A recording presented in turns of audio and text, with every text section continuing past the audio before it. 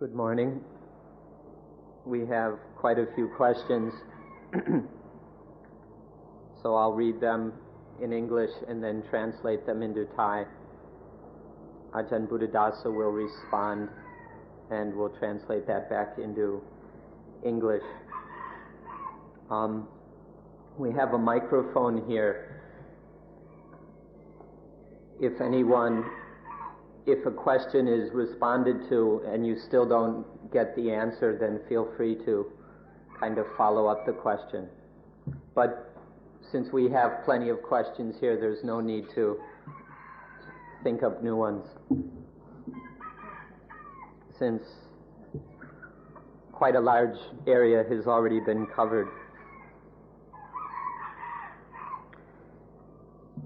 Can you imagine you are the spectator at the birth of a baby?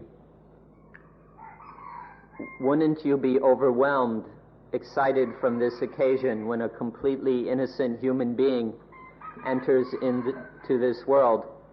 without any attachments except his very natural necessities? Or would you think of a normal process of life which leads to suffering? ขอให้ท่านนึกถึงเมื่อกำลังดูเด็กคลอดออกมาสมมุติว่าอาจารย์กำลังเห็นเด็กที่กำลังคลอดอาจารย์จะรู้สึกยังไงจะรู้สึกว่าตื่นเต้นน่าอัศจรรย์เป็นในการที่มนุษย์คนใหม่กำลังจะเข้าอยู่ในโลกโดยไร้เดียงสาใจบริสุทธิ์ไม่มีความยึดมั่นถือมั่นนอกจากความต้องการตามธรรมชาติหรือว่าท่านจะรู้สึกว่าเป็นเรื่องธรรมดาแห่งกระบวนการชีวิตซึ่งจะนำมาซึ่งความทุกข์การที่เด็กคลอดออกมาเราถือว่าเป็นเรื่องธรรมดาตามธรรมชาติคือจะเรียกว่าเช่นนั่นเองไม่แปลกประหลาดอะไรเลยแต่เนื่องจากเราไม่เคยเห็นมาก่อน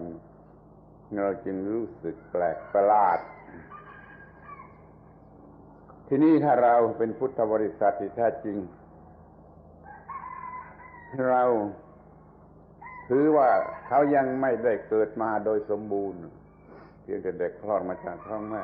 เขายังไม่ได้เกิดมาโดยสมบูรณ์จนกว่าเขาจะได้มีอายตนิกธรรม6คือใช้ตาหูจมูกลิ้นกายแล้วก็มีอาจนะภายนอกก็มีวิญญาณมีผัสสะมีเวทนามีตัณหาครบทั้ง6ระยะแล้วเราจะจึงจะถือว่าเขาเกิดมาแล้วโดยสมบูรณ์และจะมีปัญหาก่อนนั้นไม่ใช่ปัญหาไม่มีปัญหาเพียงแต่คลอดมาจากท้องแม่ไม่มีปัญหา For us, this is just a natural, normal process of life. There's nothing strange, special, or anything like that about a baby being born. It's just something that happens naturally. Now, for someone with Buddhist understanding, this is not yet full birth. It's not seeing a child being physically born is not the full meaning of the word birth. It's not until the senses of that child are functioning normally. The eyes, ears, nose, tongue, body, and mind are functioning to the degree that the child can experience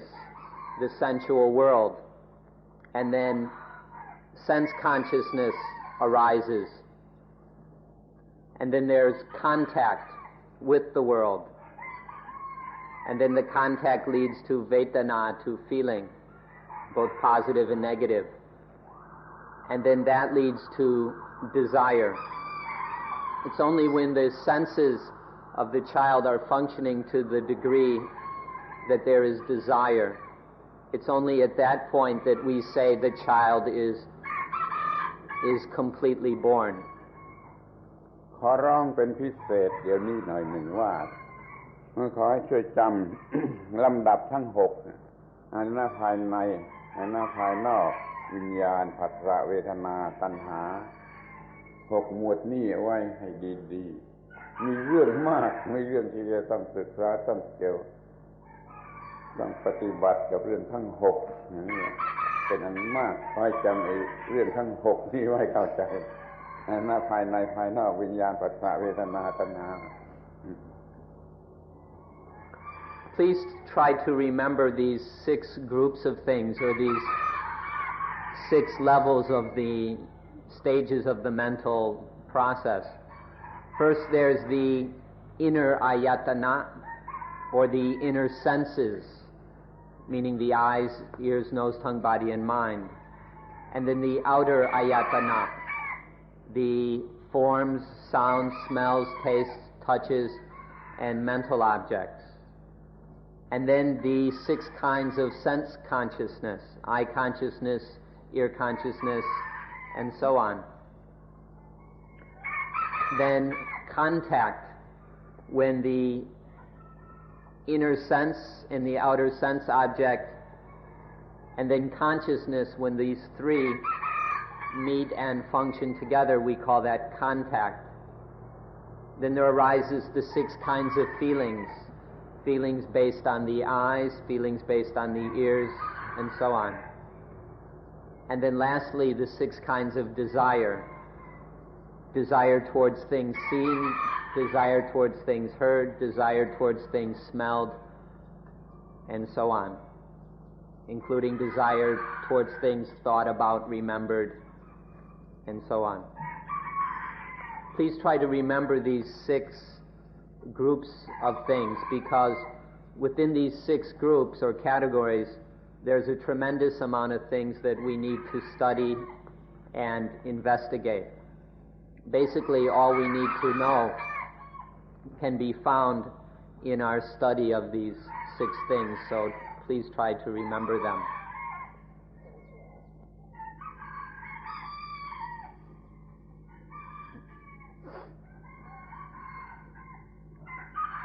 Mindfulness with breathing seems to encourage the use in development of controlling abilities and of the mind itself. I've heard terms like control the mind and bring the emotions under control often. It seems to me that my desire to control is the same as the inclination to cling. Does this method set up conditions for even more difficulty in learning that the mind is impermanent, or being able to let go of the desire to control? อานาปานสติ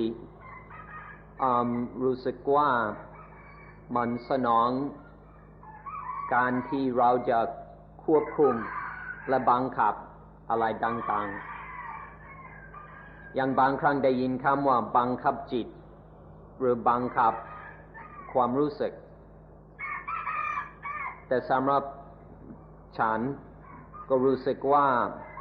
การที่ยากจะบังคับหรือยากจะควบคุมสิ่งเหล่านั้น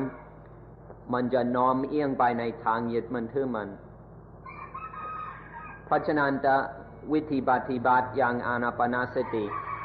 มันจะเป็นปัจจัยที่ทำให้ลำบากสำหรับเรียนรู้ว่าจิตมันอนิจจังและจะทำให้มันยากที่เราจะปล่อยวางซึ่งความต้องการที่จะบังคับสิ่งนี้สิ่งนั้นอยู่เสมอ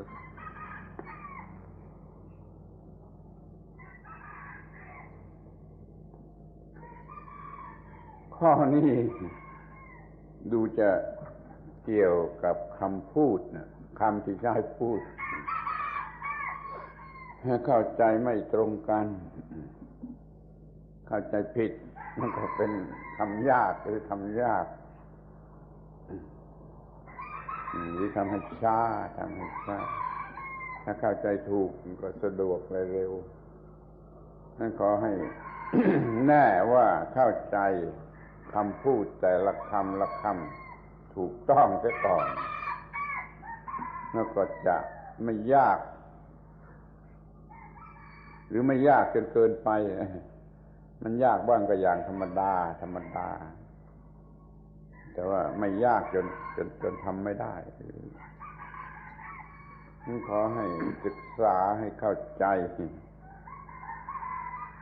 มันมีวิธีที่จะทำให้ง่ายบางอย่างก็ใช้ common sense ก็ได้สติปัญญาที่มันเกิดเองตามธรรมชาติมันก็ไม่ใช่น้อยเมื่อได้ยินได้ฟังอย่างนี้แล้วมันก็จะเข้าร่วมกันกับสติปัญญาที่เรียนมามันก็ไม่เป็นเรื่องยากไม่เป็นเรื่องเหลือวิสัยจะใช้คำว่าป้องกันก็เข้าใจถูกต้องจะใช้คำว่าบังคับกดควบคุมหรือทำลายละเลิกนี่ก็ขอให้ศึกษาใหม่ให้เข้าใจถูกต้องตามความหมายของแต่ละคำและความยากลำบากหรือข้อขัดข้องอย่างที่ว่านี่จะไม่มี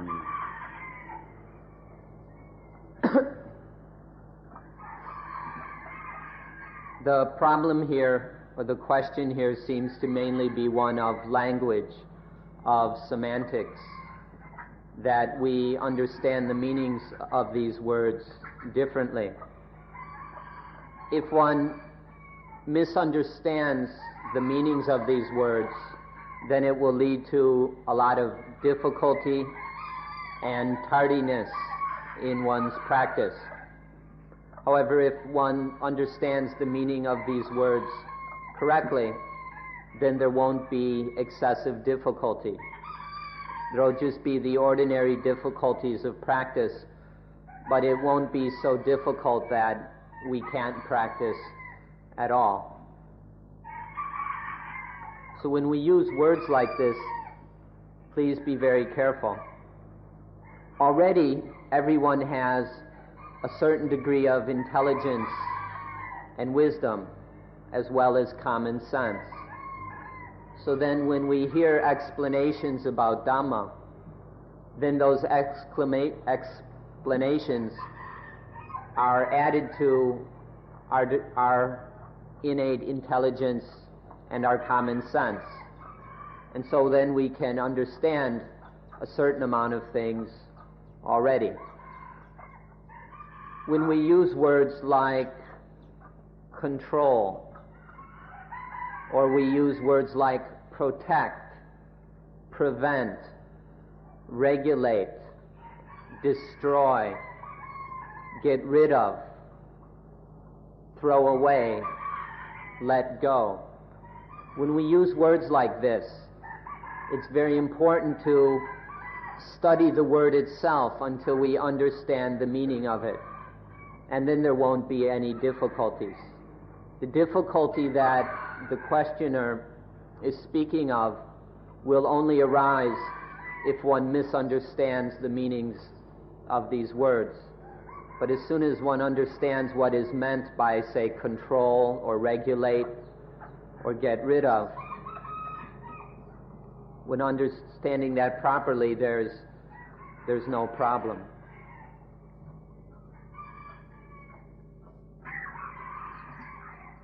Do we need spiritual goals in life? If so, how can we avoid becoming attached to them? เราต้องการที่จะมีเป้าหมายหรือจุดมุ่งหมายทางสติปัญญาไหมทาง spiritual จำเป็นหรือไม่เรามีปัญญาเราศึกษาเราวิจัยวิจารณ์ใคร่ครวญเป็นรู้สิ่งเหล่านั้นแล้วก็มีความมุ่งหมายที่จะทำด้วยสติปัญญามีจุดหมายมีความมุ่งหมายที่จะทำด้วยสติปัญญา แล้วก็ไม่ได้ทำด้วยกิเลสตัณหาแม้จะเรียกว่าความมุ่งหมายหรือความพยายามก็ตามเถอะแต่ว่ามันทำด้วยสติปัญญาไม่ได้ทำด้วยกิเลสตัณหามันต่างกันลิบเพราะเราจะมีความมุ่งหมายและความพยายามด้วยสติปัญญาก็พอจะพยายามอะไรจะทำอะไรทุกอย่างที่จะต้องทำที่ปัญญามันบอกให้รู้ว่าควรทำ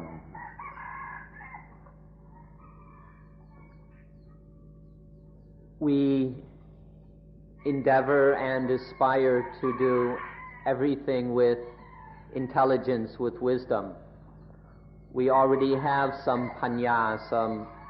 intelligence and wisdom. And so we endeavor to do everything with wisdom rather than with defilement and desire. So we can call this our spiritual goal.To do everything with intelligence and wisdom. This means everything we do, everything that wisdom tells us we must do, we do that with wisdom. And things that wisdom says we shouldn't do, we don't do. And what we do, we do only with wisdom rather than with desire and defilement.ดังนั้นเราจะทำยังไงที่จะไม่ยึดมั่นถือมั่นในจุดหมายเหล่านี้ถ้ามี ความรู้หรือสติปัญญาถูกต้องแล้ว ความยึดมั่นถือมั่นก็เกิดไม่ได้ เพราะว่าคำว่าปัญญานี่ก็เป็นเครื่องทำลาย ความเข้าใจผิดเห็นผิดว่าตัวตนเดี๋ยวนี้ทำลายไอ้ความยึดมั่นว่าตัวตนได้แล้วถึงจะมีความต้องการ เรียกว่าปัญญาสะอาดปัญญาที่ไม่สะอาดก็มีคือปัญญาที่จะคดโกงมันก็มีแต่ที่จริงในภาษาบาลีไม่เรียกว่าปัญญาเรียกอย่างอื่นแต่ในภาษาไทยหรือในภาษาต่างประเทศก็อาจจะมีคำว่าปัญญาชนิดที่คดโกงเช่นจิตวิทยาคดโกงอย่างนี้เป็นต้นถ้าเป็นปัญญาแท้จริงในพระพุทธศาสนาและบริสุทธิ์ไม่มีคดโกงตัวเองไม่คดโกงผู้อื่นเป็นที่ไว้ใจได้ว่าปัญญาที่บริสุทธิ์แล้วก็ปลอดภัยจนตลอดเรื่องปลอดภัยตั้งแต่ต้นจนตลอดเรื่อง When we speak of panya or right understanding, wisdom, intelligence, we mean something that is already free of attachment. Because panya is essentially the understanding that there is nothing which can be clung to as me or mine. When there's clear understanding of the fact of anatta, of not self, then there's no possibility of desire, attachment, and the defilements interfering with what we're doing or with this goal. So if we have genuine wisdom, then there's no problem. Now, in some languages, there's a word for wisdom which is correct, and then there's also a word for a kind of twisted or crooked, deceitful kind of understanding or intelligence. In English, we might distinguish between intelligence and cleverness or craftiness. For example, the kind that's used by the psychologists who make the advertising on TV. You can call that intelligence, but it's a crooked, dishonest kind of intelligence used to deceive people. And so, in the same way, we need to distinguish between genuine wisdom and false crooked wisdom. And if what we do is with genuine wisdom, then there's no problem. We just investigate. We just use that wisdom to continually investigate and examine everything we do.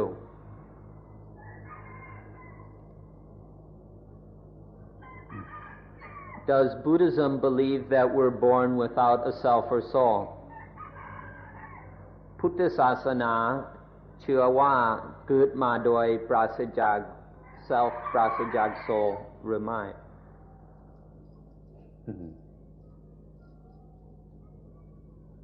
ตามหลักพุทธศาสนาถือว่าความรู้สึกว่าเส้นหรือโซลนี่เกิดมาจากสิ่งที่เรียกว่าตัณหาเมื่อเด็กทารกมีตัณหาอย่างใดอย่างหนึ่งเสร็จแล้วมีอุปาทานนั่นจึงจะมีเส้นหรือมีโซลไม่ได้ถือว่าเป็นการเกิดใหม่ของไอ้ perpetual soul perpetual soul อย่างฮินดูก็แยกขาดจากกันว่าพุทธไม่มีเส้น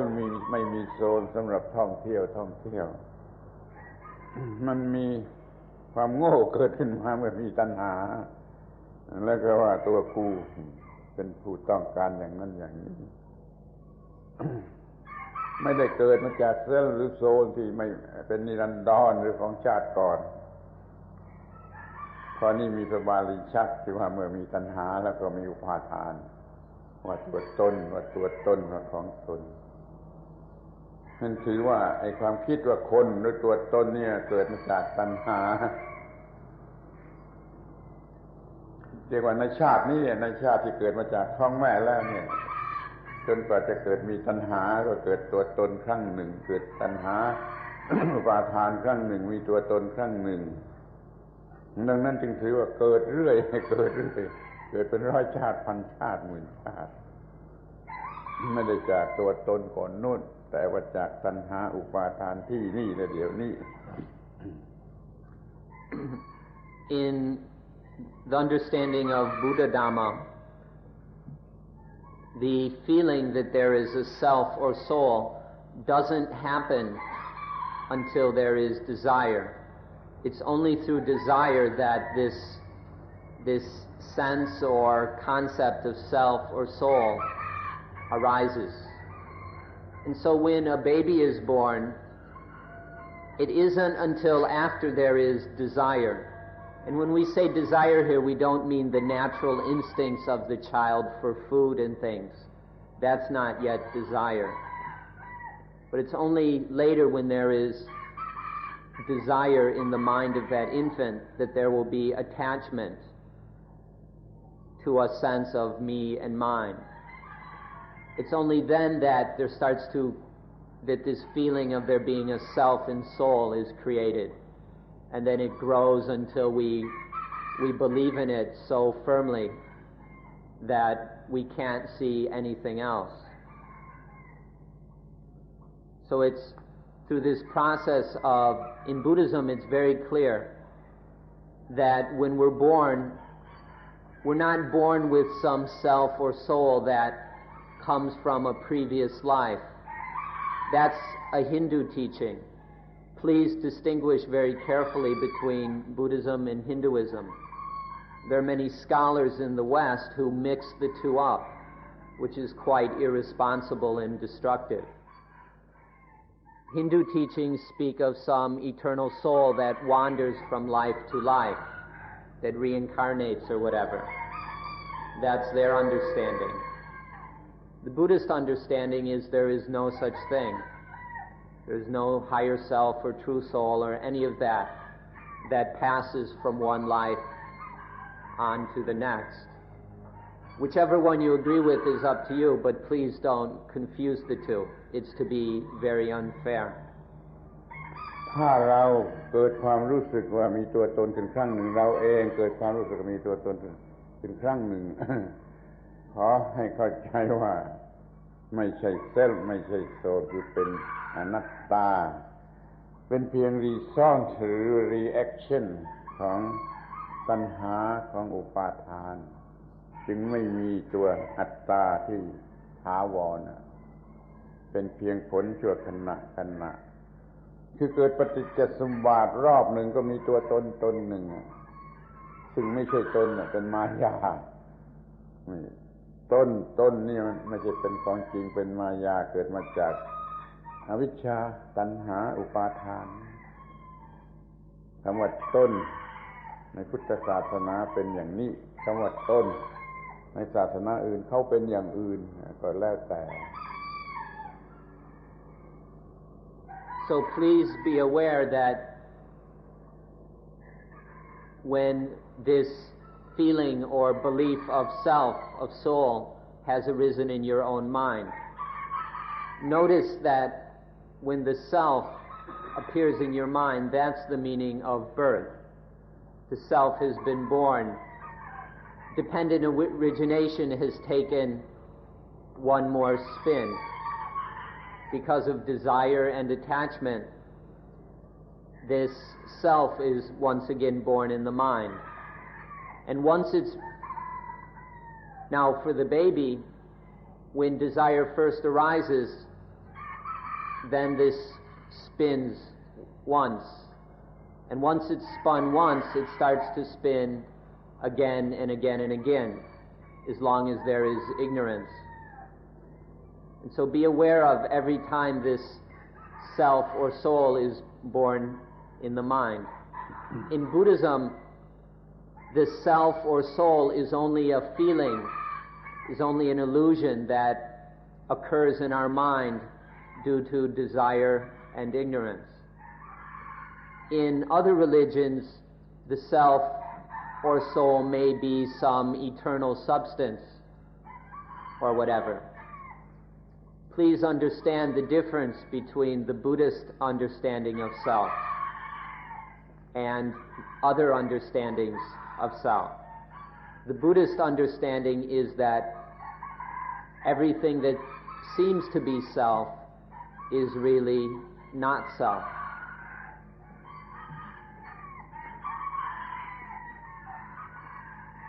ถ้าอย่างนั้นถ้า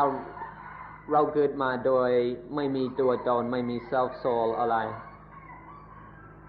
เพราะอะไรเราจะแสวงหาสันติภาพหรือความสงบเพราะว่าเกิดมาโดยอวิชชาแล้วก็ไม่มีสันติภาพไม่มีความสงบดังนั้นจึงต้องแสวงหาสันติภาพหรือความสงบโดยทำลายอวิชชานั่นเสียจิตก็มีสันติภาพหรือความสงบ Because we are born ignorant, because we are born with incomplete understanding, then our life is not peaceful. And it's because our life is not peaceful that we must seek peace. And the way to seek peace is to get rid of that ignorance. If we eliminate the ignorance that is the basic cause of the lack of peace in our lives, then there will be peace. เราจะเกิดมาจากอะไรก็ตามเถอะมันมีหลายอย่าง แต่เมื่อเกิดมาแล้วเป็นทุกข์เราก็ทนไม่ได้เราก็ต้องหาทางกำจัดความทุกข์นั้นเสียพุทธศาสนาถือว่าอวิชชาที่ทำให้เกิดความยึดมั่นถือมั่นว่าตัวตนนั่นเป็นเหตุให้เกิดทุกข์จึงมุ่งหมายที่จะกำจัดอวิชชาหรืออุปาทานนั่นเสียแล้วไม่มีความทุกข์มันก็หมดปัญหา No matter what all the different things that we get born out of, in Buddhism we start with the issue or problem of dukkha, and then we see where dukkha comes from, and then we deal with that cause of dukkha. In Buddhism, the understanding is that our dukkha comes from ignorance, so it's necessary to get rid of that ignorance, to get free from it.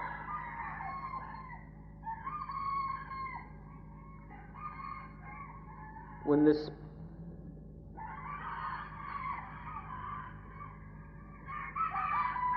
When the speakers talk of self, it seems often to be a physical self. Do you see the self and soul as the same thing? เมื่อผู้บรรยายพูดถึงตัวตนส่วนมากก็รู้สึกว่าพูดถึงตัวตนที่เป็นทางกายเป็นทางรูปธรรมท่านอาจารย์รู้สึกหรือเห็นว่าเรื่อง self กับเรื่อง soul เป็นสิ่งเดียวกันหรือไม่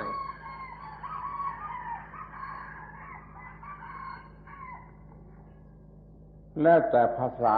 ไหนที่จะใช้พูดบางภาษาอาจจะแยกกันแต่ในภาษาธรรมะนี่ถือว่าเป็นสิ่งเดียวกันเรียกชื่อต่างกันทางวัตถุหรือทางกายก็เอามาเป็นเส้นหรือเป็นโซนได้เช่นรูปขันธ์ทางนามทางจิตใจก็เอามาเป็นเส้นหรือโซนได้คือเวทนาสัญญาสังขารขันธ์วิญญาณขันธ์เอามาเป็นเส้นหรือเป็นโซนได้ทั้งรูปธรรมและทั้งนามธรรม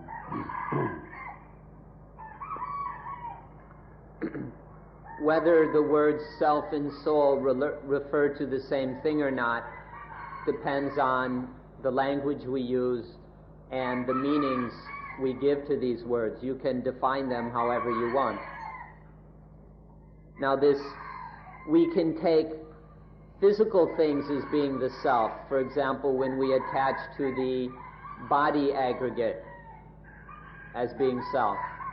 But equally we can take mental things as being self. For example, when we cling to the feeling aggregate or the perception aggregate, the thought aggregate, and the consciousness aggregate. So it also is very common that we cling to mental things as being me, as being mine. ระวังอย่าจิต ไปยึดเอาเส้นหรือโซนเข้าที่รูปหรือที่เวทนาหรือสัญญาทั้งห้าขันธ์ระวังอย่าให้จิตลงไปยึดเป็นตัวตนเป็นที่ขันธ์ใดขันธ์หนึ่งในขันธ์ทั้งห้า But be careful, don't let the mind get tricked into attaching to any of these aggregates as being self or as belonging to self. Don't fall into the trap of taking the body aggregate or the feelings, perceptions, thoughts, and consciousness aggregates as being self. เป็นไปได้ไหมที่ธรรมชาติ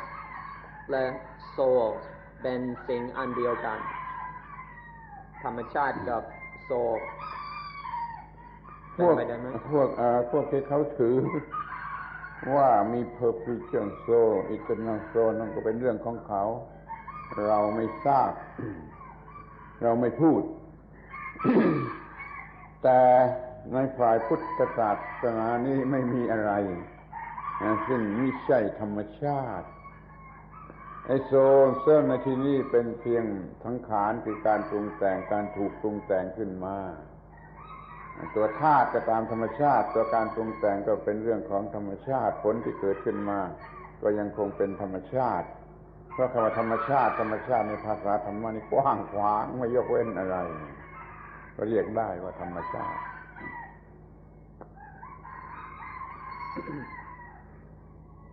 For the people who speak of a soul, of an eternal soul of some sort, that's up to them and their beliefs. We, however, do not speak in that way. In Buddhism, the word nature is very broad. It includes everything. In Buddhism, there isn't anything that isn't nature. But this word soul or self, these are just concoctions of the mind. These are just words, ideas, and illusions concocted by the mind. Nature includes everything. It's far more than these little concoctions, little creations of our mind.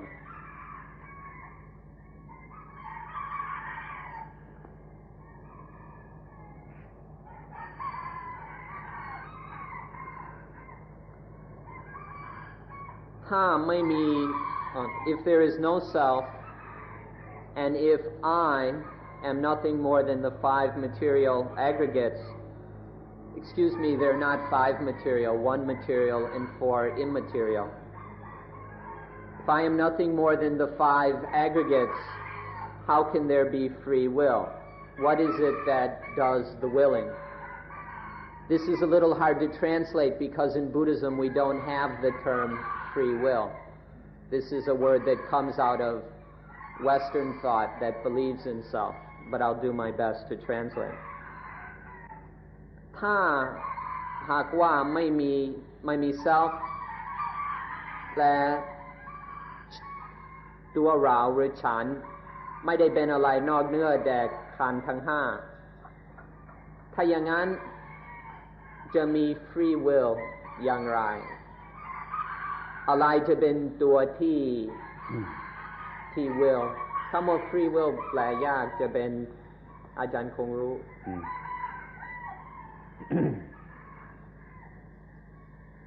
เราถือว่าคอนเซ็ปต์ว่าเส้นว่าโซลนั่นน่ะเป็นเพียงความโง่ชั่วคราวความโง่ชั่วคราวความโง่ชั่วคราวครั้งหนึ่งของเรื่องหนึ่งเมื่อเราไม่มีความโง่เหล่านี้ตลอดไปแล้วมันก็เป็นจิตอิสระเป็นจิตอิสระที่ไม่ตกอยู่ภายใต้ความทุกข์นั่นก็พอแล้วจิตเป็นอิสระไม่ตกอยู่ภายใต้ความทุกข์อีกต่อไปก็คือไม่โง่ชั่วคราวไม่โง่ชั่วคราววันหนึ่งหลายๆหนว่าเซลล์ว่าโซล Our understanding is that the concept of self as well as the concept of soul is just momentary stupidity. It's just when the mind is temporarily stupid and then it thinks in this egoistic way. When the mind is free of these momentary stupidities, then it just acts, it just responds to life. When the mind is free of those momentary idiocies, then it is free of dukkha and can just act in the correct, healthy way.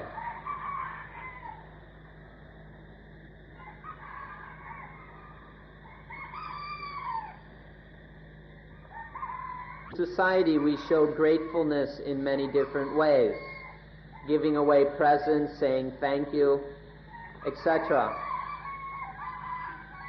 Often this is only a show to make other people like you. How can I show gratefulness mindfully? ในสังคมคนจะแสดงความกตัญญูโดยนานาวิธีเช่นให้ของขวัญหรือพูดคำว่าขอบคุณส่วนบ่อยๆครั้งสิ่งเหล่านี้เป็นสิ่งที่แสดงเพื่อให้คนอื่นรักเราในทางธรรมะมีวิธีอย่างไรที่จะแสดงความรู้สึกกตัญญูโดยเป็นไม่ขาดสติไม่ผิดกับธรรมะเราจะต้องทราบให้โดยทั่วไปซะก่อนว่าในโลกนี้ก็มีผู้ที่ยังต้องมีความยึดถือว่าตัวตนคือคนชาวโลกตามธรรมดาก็จะต้องมีจารีตประเพณีมีศีลธรรมมีวัฒนธรรมสำหรับคนเหล่านั้นสำหรับคนที่ยัง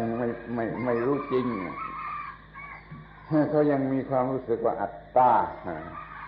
ก็ต้องมีระเบียบปฏิบัติอีกแบบหนึ่งสำหรับผู้ที่มีอัตตาเนี่ย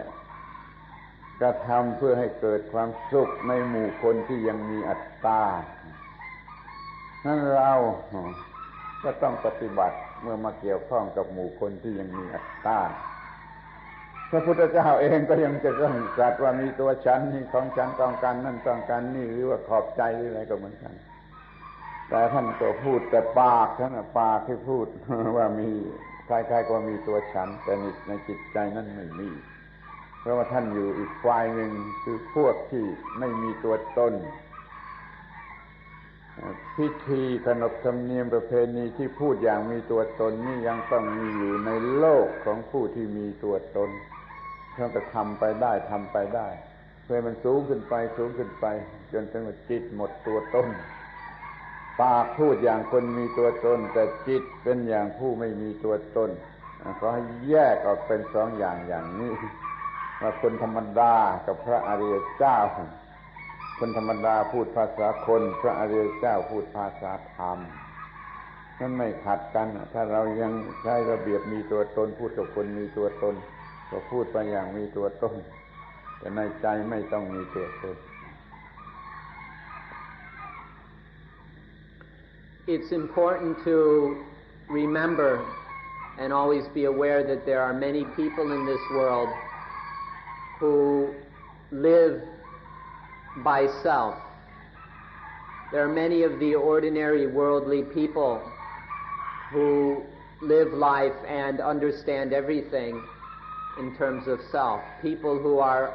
unable to understand and recognize the fact that everything is in fact not self. There are many of these people, and for them it is necessary that there are customs, traditions, manners, and all these kind of things so that people who are living according to self can get along in the most peaceful and harmonious way. The Buddha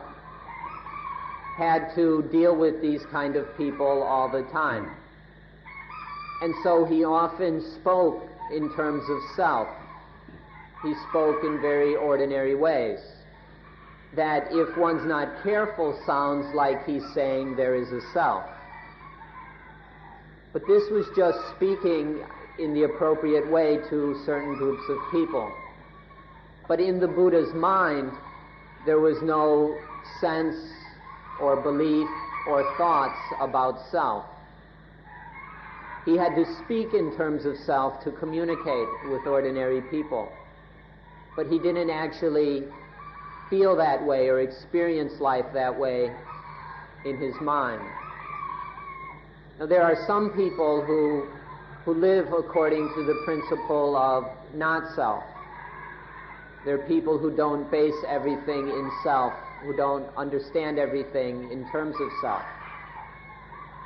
But for those who still need or are unable to let go of this belief in self,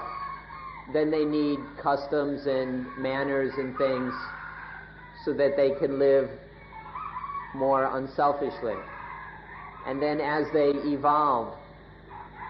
to the point where they can get free of this self-illusion.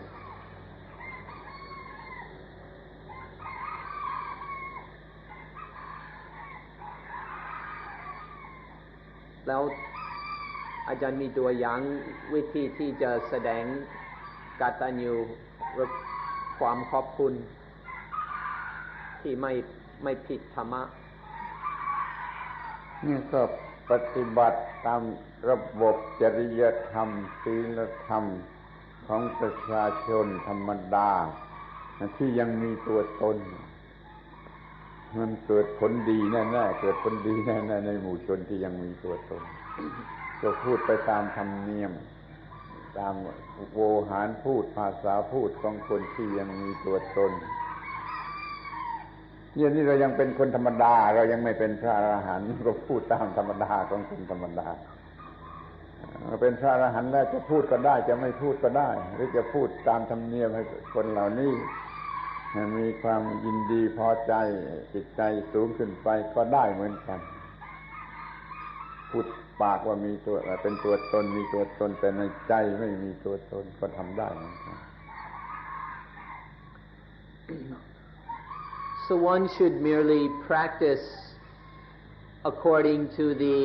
ethics, customs, and traditions of the society and community in which one is. The right way to show gratefulness, for example, it depends on the community you're in. Just do things according to the customs and manners of the people who still have self, who still live according to self. If you follow their customs and manners, then you won't have any problems. And for those of us who are still just ordinary people, who aren't yet arahant, who aren't free of this illusion of self yet, then it's quite ordinary for us to just learn to follow the customs and manners of our community, of our society. However, the arahant, when there is arahantship, then one need not say anything, or one can if one wishes. The arahant doesn't have to do any of these things, but the arahant is able to speak and act according to the customs and beliefs and all that of a society where most of the people are still clinging to self. But for the arahant, there's none of this sense of self. The mind is untainted by this belief in self, even though sometimes speaking using the ordinary language of self. สรุปความอย่างนี้ก็ได้ว่ามันมีความรู้สึกว่าตัวตนเราก็พูดหรือคิดหรือทำให้มีตัวตนที่ดีตัวตนที่ดีที่ดียิ่งขึ้นไปจนกว่าจะหมดตัวตนถ้ามันถึงขีดสุดท้ายของตัวตนที่ดีแล้วมันไม่รู้จะไปไหนแล้วมันก็หมดตัวตน To put this in very simple terms, as long as we still have this self, as long as we're still hanging on to self, then make it a better and better self, a healthier and more harmless self, until you get to that point where it's the best possible self, and there's no way to develop further except to let go of all self.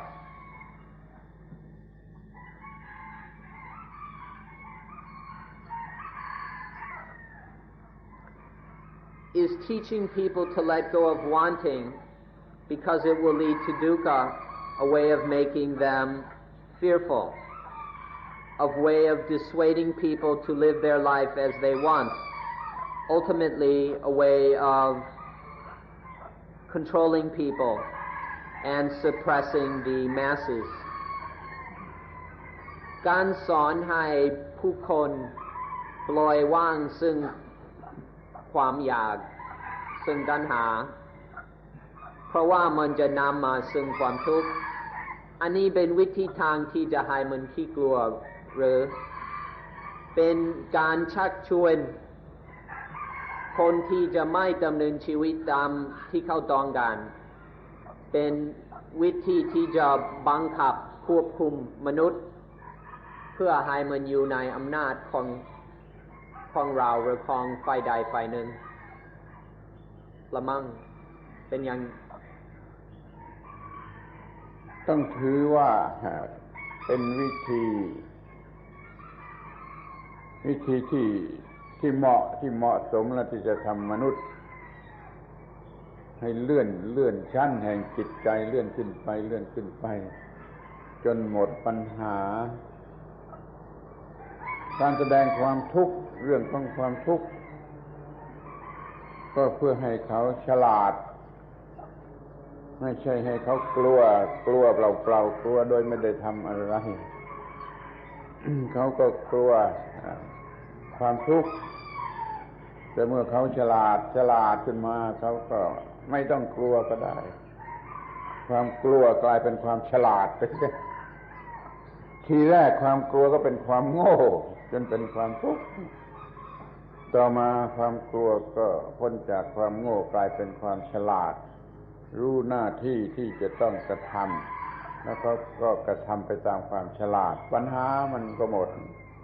ไม่มีความทุกข์ที่จะต้องต่อสู้กันอีกต่อไป This is a method of helping people to be more intelligent and wise, of raising their status, especially their spiritual level. Now, at first, people may be somewhat frightened about dukkha, about suffering. But the point is then for them to do something about suffering, instead of just to stay trapped within their fear. It's natural that there may be some fear once people start to recognize the magnitude of suffering. But the point is to get free of that suffering, which means to get free of the fear. If one stays afraid, one will remain stupid and will not evolve any further. As long as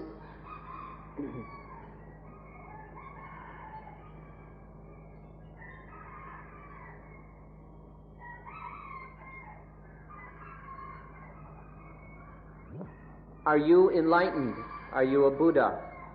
If the answer is no, or neither yes or no, then must one wait until one is dead before others make the judgment?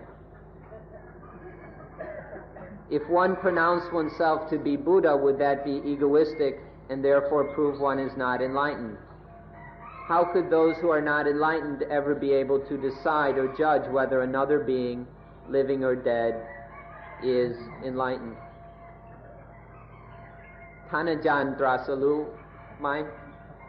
ท่านเป็นพระพุทธเจ้าไหมถ้าคำตอบคือไม่ใช่หรือ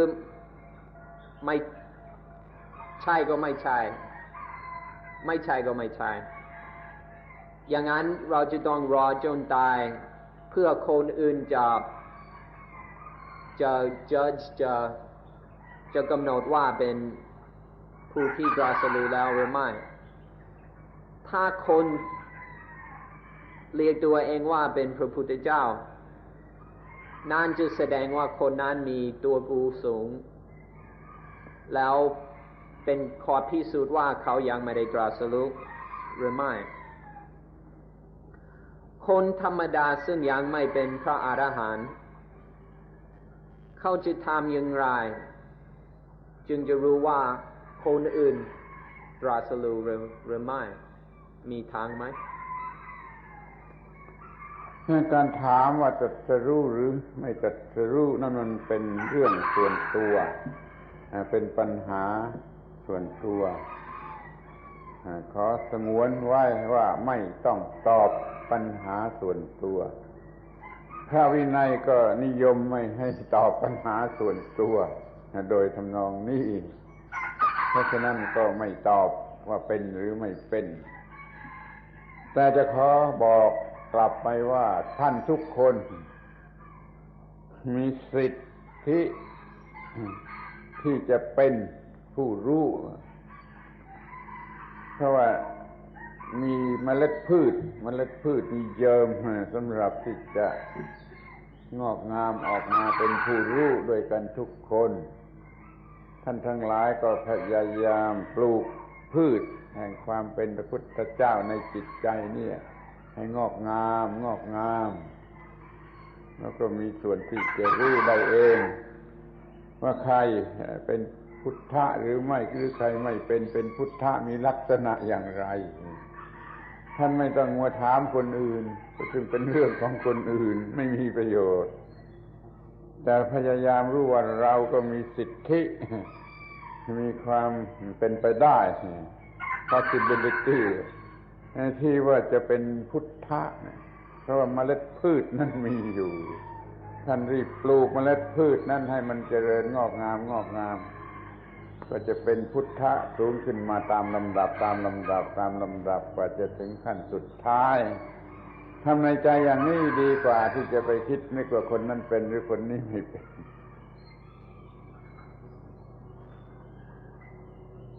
Whether or not I am fully awakened or so-called enlightened or not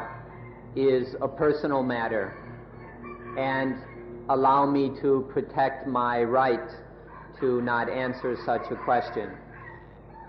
In the Vinaya, the training discipline that monks here follow, this right is supported. And so we don't feel it's appropriate to answer the first question. Regarding the matter of enlightenment, we suggest that you not waste your time worrying whether other people are enlightened or not. That's not very productive or useful. Instead, we encourage you to observe the fact that there is a seed of Buddhahood in your own heart. The Buddha seeds are in everyone's heart. And so one ought to recognize that inherent potential in each of us to be awake, to know, and to develop that potential, to allow it to grow and evolve into Buddhahood. So instead of worrying about other people, which is not a matter of wisdom and doesn't really do us any good, just focus on this Buddha seed within oneself and see whether or not it has fully awakened or not.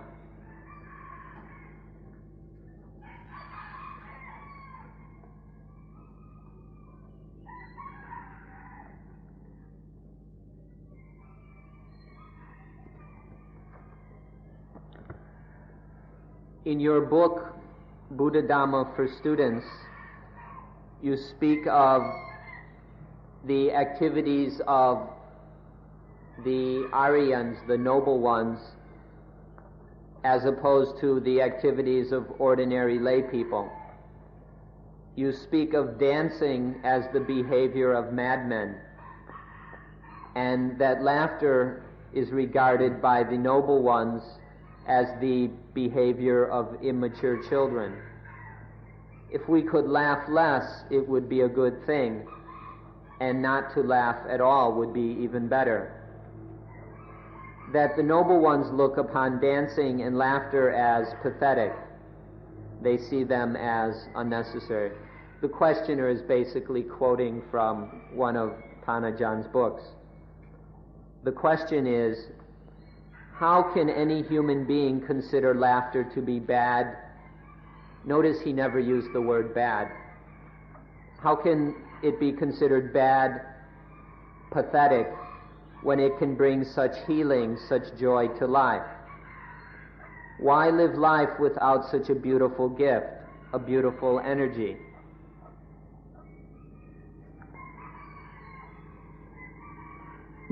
Is life not to be lived? Why teach us to smile as the Buddha smiles at the realization of truth, of impermanence, of not self? คนนี้อ่านหนังสือหลักธรรมสำหรับนักศึกษาซึ่งอาจารย์เปรียบเทียบพระอริยเจ้ากับคนธรรมดาบุถุชนธรรมดาซึ่งบอกว่าการเต้นรำเป็นอาการของคนบ้าการหัวเราะก็เป็นพฤติกรรมของเด็กอมมือถ้าเราจะหัวเราะน้อยลงจะเป็นการดีถ้าไม่หัวเราะเลยจะยิ่งดีที่พระอริยเจ้ามองเห็นว่าการฟ้อนรำกับการหัวเราะเป็นเรื่องอะไร pathetic เป็นเรื่องน่าสงสารเป็นสิ่งที่ไม่จำเป็นคนนี้ก็ถามว่าเป็นอย่างไรที่มนุษย์คนใดคนหนึ่งจะรู้สึกว่าหรือจะคิดว่าการหัวเราะเป็นสิ่งที่ไม่ดีเป็นสิ่งที่น่าสงสารเมื่อ การหัวเราะทำให้คนดีขึ้นจากความเศร้าโศกจากปัญหาที่การหัวเราะทำให้มีความสุขในชีวิตนี้จะเหลืออะไรที่ขาดสิ่งที่งามที่ดีอย่างนี้ที่ทำให้มีพลังที่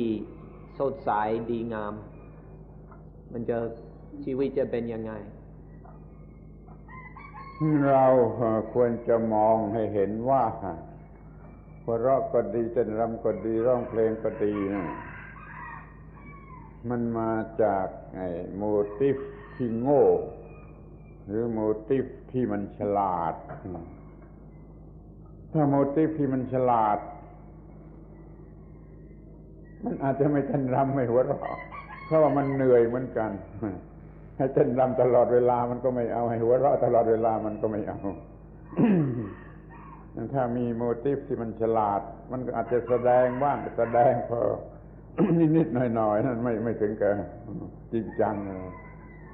ถ้ามาจากโมทิฟที่มันโง่มันก็เต้นรำกันใหญ่หัวเราะกันใหญ่ร้องเพลงกันใหญ่ ซึ่งจะเพิ่มความโง่ให้มากขึ้นไปมันจึงอยู่ที่ว่ามีวิชชาหรืออวิชชาถ้าหัวเราะด้วยวิชชาเต้นรำด้วยวิชชามันก็ทำพอเป็นเครื่องแสดงความรู้สึกในใจเท่านั้นแหละไม่มากมายแต่ถ้ามันมาจากอวิชชาแล้วมันก็ทำกันใหญ่จนกลายเป็นกิเลสเป็นเครื่องส่งเสริมกิเลสแล้วสร้างปัญหาอีกมากมาย เพราะนั้นแยกออกไปเสียที่ในบาลีมีกล่าวว่าหัวเราะเป็นร้องเพลงหรือว่าเต้นรำเป็นอาการของคนบ้านี่ก็เพราะว่าตามธรรมดาคนธรรมดาไม่เกี่ยวกับพระอริยเจ้าเขาทำสิ่งเหล่านี้ทั้งหมดนี่ด้วยอวิชชาเขาไม่เป็นอิสระแก่ตัวเองอวิชชาบังคับเขาให้กระท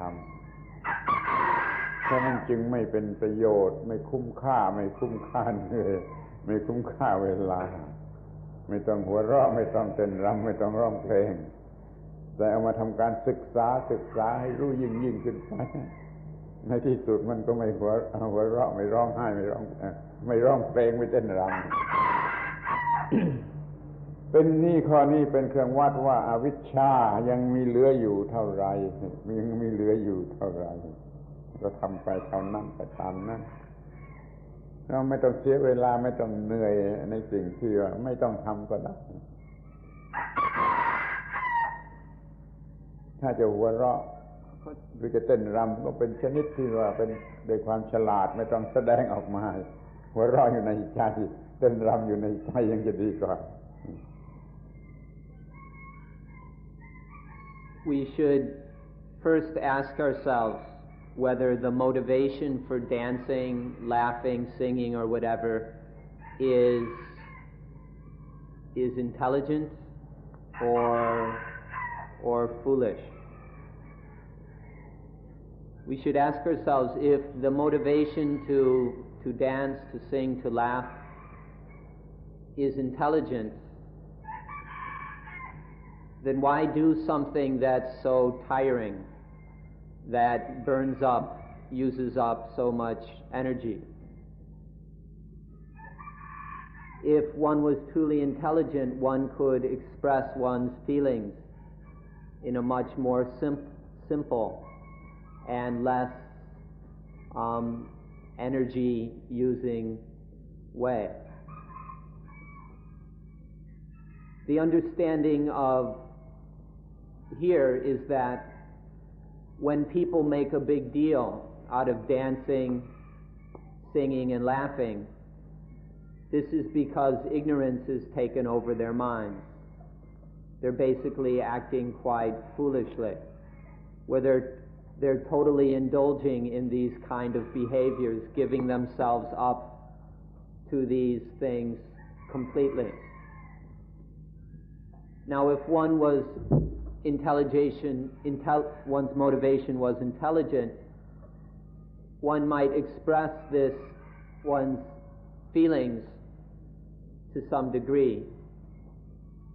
But why is it necessary to jump up and down for hours to express one's happiness or joy? Now, the reason in the Pali scriptures that this is mentioned, that dancing, laughing, and singing has the characteristics of a lunatic, is because ordinary people are not familiar with the behavior of the noble ones. Ordinary people don't spend much time or are unaware of people whose minds are on a very high level. And so ordinary people are totally ignorant of another way of behaving. Ordinary people generally don't have much control over themselves. They just act according to the way they've been conditioned. And so when their mind is under the control of ignorance, they really don't have any freedom to choose. They just react according to habits and conditioning. But the noble ones, people whose minds are on a much higher level, they have the freedom to not react in such habitual ways. And if there's a feeling of joy, of happiness, in contentment in their hearts, they can express it in much more simple ways. They don't really see a need to get all tired and sweaty or to stretch one's face into strange contortions in order to express these feelings. So one should examine whether the motivations for these different kinds of behavior are wise or foolish. And not, by the way, when we recommend this, we're not saying just to sit around thinking about it, forming opinions. This is just the typical behavior of ordinary people, to form opinions and to argue. But the point is to observe in real life. When you feel the desire to laugh or sing or dance, look at that and see if it's truly a peaceful, healthy impulse, or whether there's some anxiety or some need to impress other people or some attachment and ego involved. ไก่ของเราบางเวลาก็เต้นรำบางเวลาก็ร้องเพลงท่านได้ยินเสียงไก่ของเราร้องเพลงบางเวลาไก่ก็ออกมาเต้นมาตีปีกมากระโดดมาวิ่งอย่างสบาย นี่มันก็เป็นเรื่องธรรมชาติเป็นสติมูลแลนด์ของธรรมชาติเมื่อมันมีความรู้สึกไปในทางกระตุ้นมันก็แสดงออกมาเป็นเรื่องร้องเพลงหรือเต้นรำหรือหัวเราะถ้ามันเป็นไปในทางที่ไม่กระตุ้นมันก็ต้องนั่งร้องไห้มันก็ต้องนั่งร้องไห้มันร้องเพลงไม่ได้มันเต้นรำไม่ได้มันก็นั่งซบเซาอยู่เรื่องร้องเพลงหรือร้องไห้นี่มันก็เป็นเครื่องวัดว่าเดี๋ยวนี้จิตใจมันถูกกระตุ้นสติมูลแลนด์อยู่ด้วยวิชชาหรือด้วยอวิชชาขอให้ท่านทั้งหลายจัดให้มันถูกกระตุ้นได้แต่โดยวิชชาอย่าให้ต้องโดยอวิชชาจะเสียเวลาเปล่าจะเหนื่อยเปล่าจะเปลืองเปล่ามันจึงได้เปรียบเทียบให้ดูว่าดูให้ดีเต้นรำอาการคนบ้าร้องเพลงคือร้องไห้หัวเราะคือลูกเด็กๆ The chickens like to sing. Sometimes the chickens come out and give a dance. It's stimulating. This is natural for chickens and for other animals, these kinds of stimulations. When we're stimulated like this, We like to sing, to dance, to laugh. But when that stimulation is missing, then we want to cry. We sit there depressed. We no longer want to sing or dance. Sometimes we don't want to do anything. We just sit there feeling sorry for ourselves. As long as one's feeling stimulated, then one will react to that stimulation. And when that stimulation is missing, then one reacts in a different way. The question is whether this is freedom, to just be pushed and pulled by stimulation or its absence. The question is this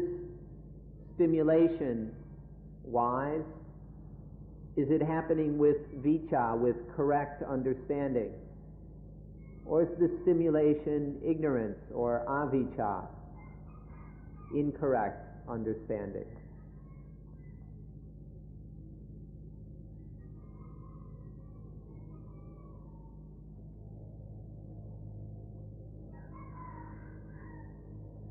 Here you do not believe in reincarnation.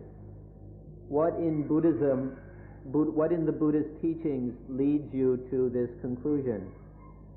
Also, how does it make your practice differ from those that preach reincarnation? ที่นี่ไม่ได้สอนหรือเชื่อในเรื่อง reincarnation มีอะไรในคำสั่งสอนของพุทธศาสนาที่ทำให้ท่านอาจารย์คิดว่าไม่มี reincarnation แล้วการไม่เชื่อใน reincarnation จะทำให้การปฏิบัติต่างกันจากพวกที่เชื่อในเรื่อง reincarnation ผมไม่ได้ไม่เชื่อใน reincarnation แต่จะเชื่อยิ่งกว่า reincarnation เชื่อและเห็นว่ามี reincarnation น่ะยิ่งอย่างยิ่ง แต่ว่ามันเป็นทาง spirituality Reincarnation ทางฟิสิกส์เนี่ยมันเขาเชื่อกันมาก่อนพุทธกาลชาวฮินดูเชื่ออย่างนี้ชาวฮินดูน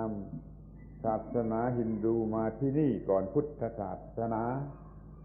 ก็มาทำให้ประชาชนที่นี่เชื่อ Reincarnation ทางฟิสิกส์ทางร่างกายน่ะเต็มไปหมดแล้วพุทธศาสนามาทีหลังก็มาสอนให้ดีกว่านั้นให้รู้จัก Reincarnation ทาง spirituality แต่ก็ยากมากเพราะว่าเขาเชื่ออย่างนั้นกันอยู่ก่อนแล้วเลยต้องผสมกันเอามาผสมกันขอบอกให้ทราบว่าคนไทยนี่ถือพร้อมกันมาทั้งฮินดูและทั้งพุทธสมัยโบราณแท้ๆมีโบสถ์ฮินดูอยู่หน้าวัดพุทธเสมอสำหรับเด็กๆสำหรับคนปัญญาอ่อนคนที่ปัญญาอ่อนหรือเด็กๆเขาก็เชื่ออย่างฮินดูอย่าง Reincarnation อย่างทางฟิสิกส์นี่มาทางพุทธศาสนาก็เป็นทางฟิสิกส์ spirituality ถ้าท่านศึกษาเรื่องปฏิจจสมุปบาทเข้าใจเรื่องปฏิจจสมุปบาทแล้วก็จะพบได้ว่าในวงหนึ่ง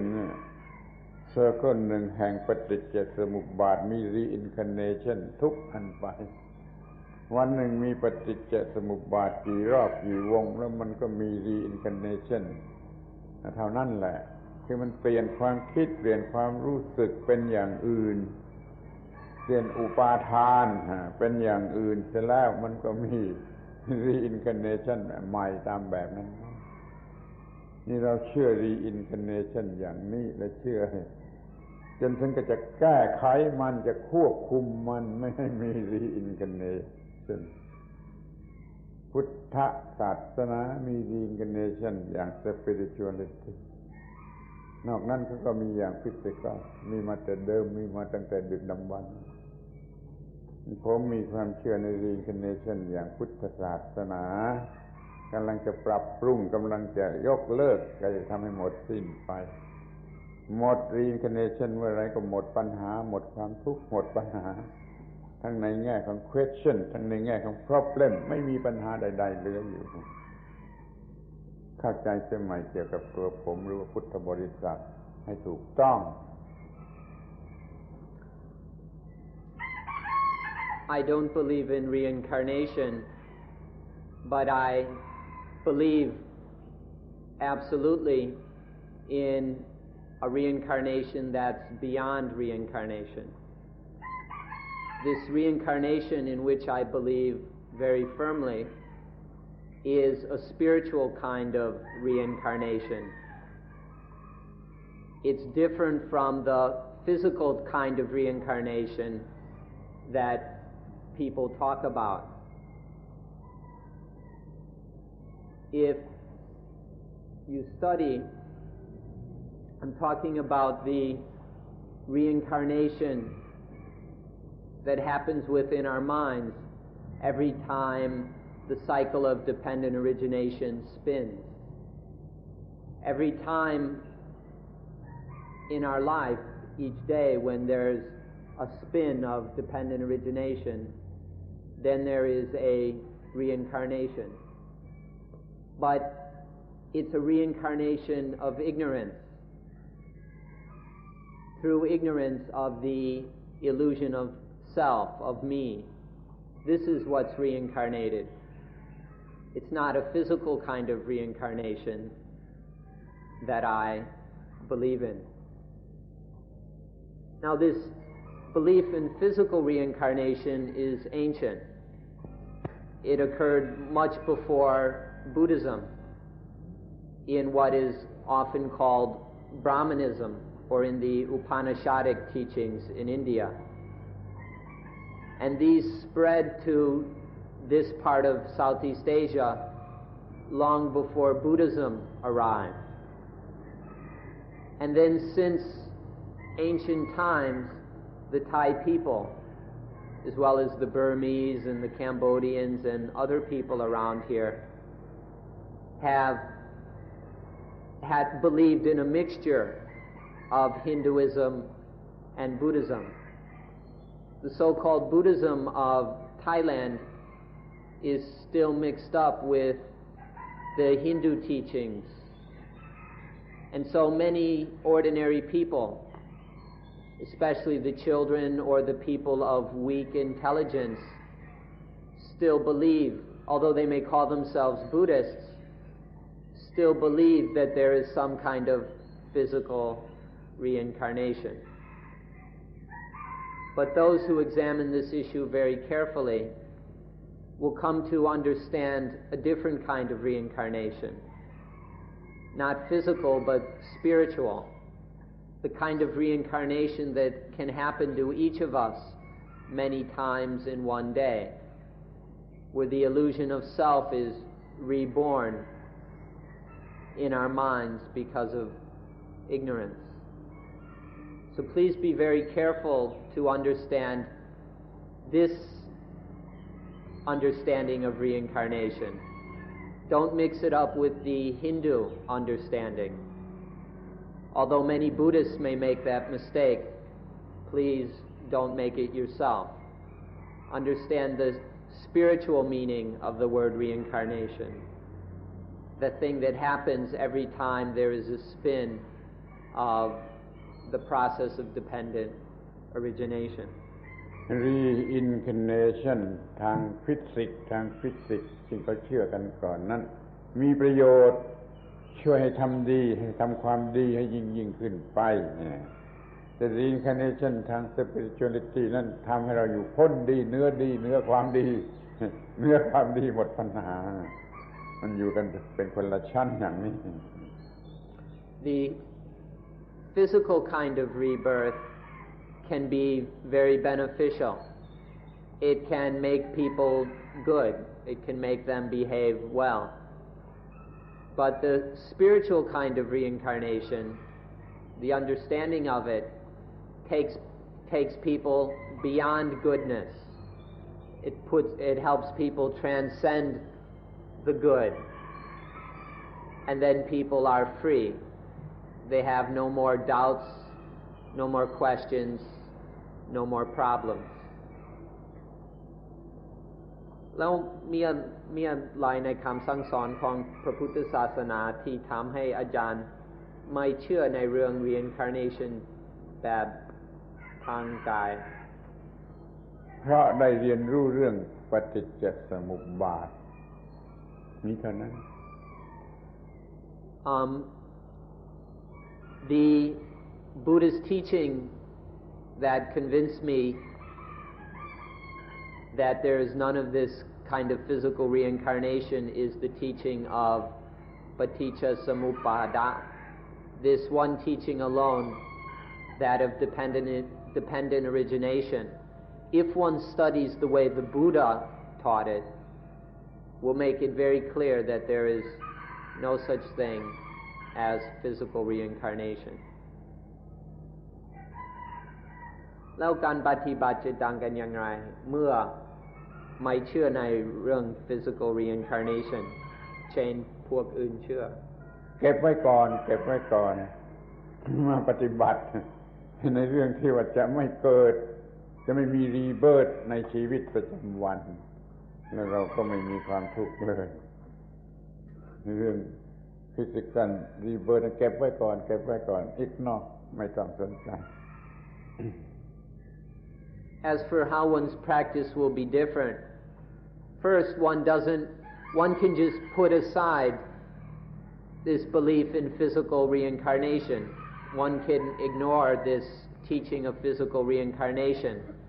and then one simply practices to prevent the arising of this ego thinking, the Iing and mying in our minds.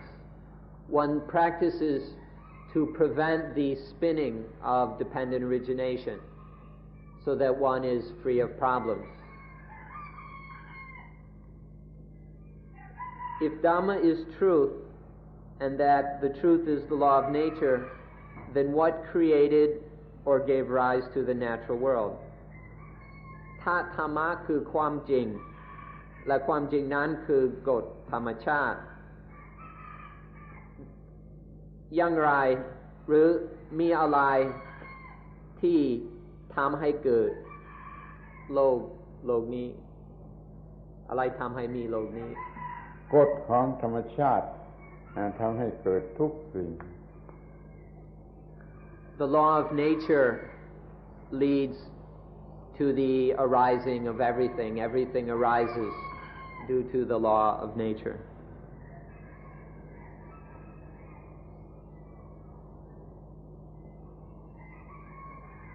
Speech often causes many problems for most of us. Could you suggest ways that we might control our speech without seeming antisocial? คำพูดและวาจาก่อปัญหาสำหรับเราส่วนมากท่านอาจารย์มีคำแนะนำอย่างไรซึ่งเราจะมีวิธีการควบคุมการพูดนี่เป็นความจริงที่สุดว่าความยากลำบากในการศึกษาธรรมะในศาสนาแต่ละศาสนาลำบากอยู่ที่คำพูดที่เอามาใช้เนี่ยมันถือความหมายไม่ตรงกันบางทีก็ใช้คำอย่างเดียวกันแต่ความหมายมันไม่ตรงกันนั่นมีความลำบากที่เราก็มาศึกษาเรื่องคำพูดมากันเสียใหม่เช่นวันนี้ศึกษาธรรมะแต่มันเป็นการศึกษาเรื่องภาษาหรือคำพูดพร้อมกันภายในตัวท่านจงรู้จักศึกษาทั้งภาษาคนและภาษาธรรมแตกฉานในภาษาคนและภาษาธรรมก็สามารถจะตีความแห่งคำพูดในศาสนานั้นที่มีหลายศาสนา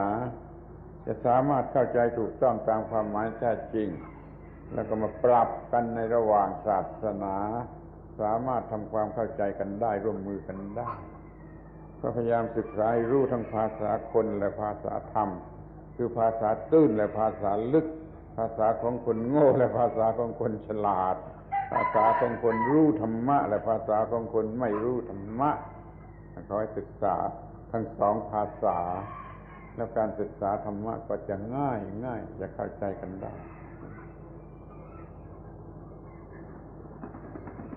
there are many problems with words and language because people give different meanings to words. Because we understand words differently, we can create a lot of misunderstanding and problems out of that. So as we study Dhamma, a lot of what we're doing also includes the study of language. One needs to be studying language along with our study of Dhamma. Otherwise, we won't understand Dhamma very well. If we just understand things according to our old opinions, if we just think according to our previous knowledge, then we won't have much chance to understand anything new. And so we need to look carefully at the meanings that we give to words already, and learn to look beyond those meanings to understand the new meanings of words. This means we need to study the difference between Dhamma language and people language. Dhamma language is the language that expresses the truths of Dhamma. People language is the ordinary way that people talk in the world, in society. So study the difference between Dhamma language and people language, between shallow language and profound language, between the language of fools and the language of the wise,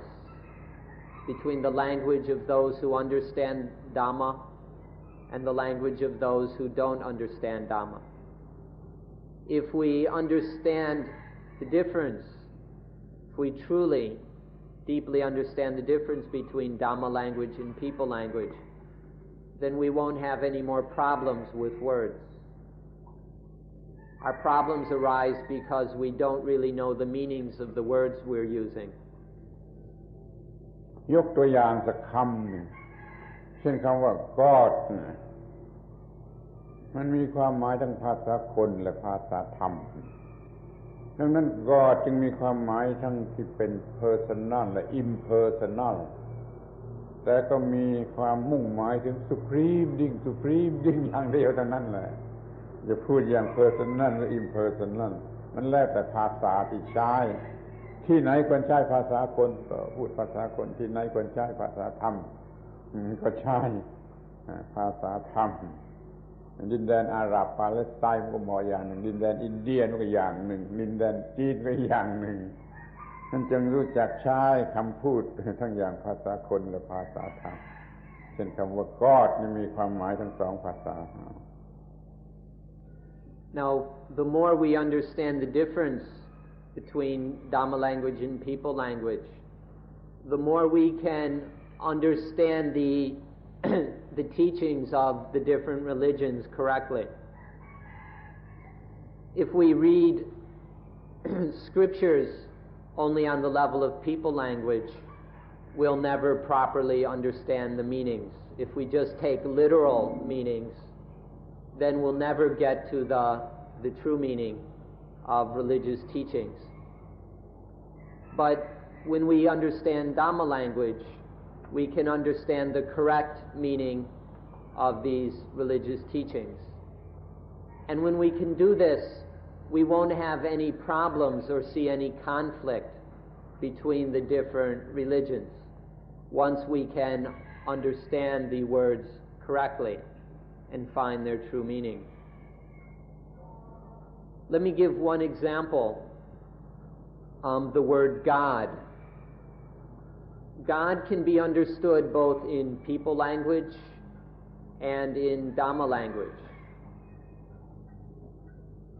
In people language, God is a personal God. In Dhamma language, there is the impersonal God. Now, both kinds of God point to the supreme thing, the highest thing. But in one level of understanding, this is seen in personal terms. On another level of understanding, it's seen in impersonal terms. we should understand both meanings of the word God, both the Dhamma language meaning and the people language meaning, and then use them appropriately. When you're in a place where you should use people language, then speak in people language. When you're in a situation where one should use Dhamma language, then use Dhamma language. In the Middle East, in Palestine, we speak in one way, in India, in another, and in China, yet another.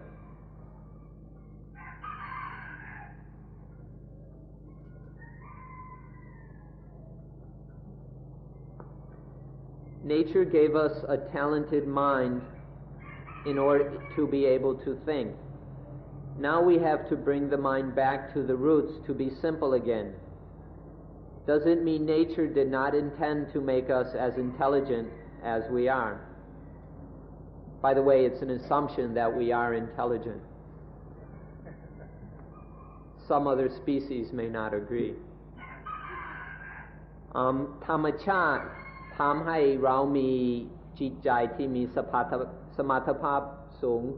เพื่อที่เราจะคิดได้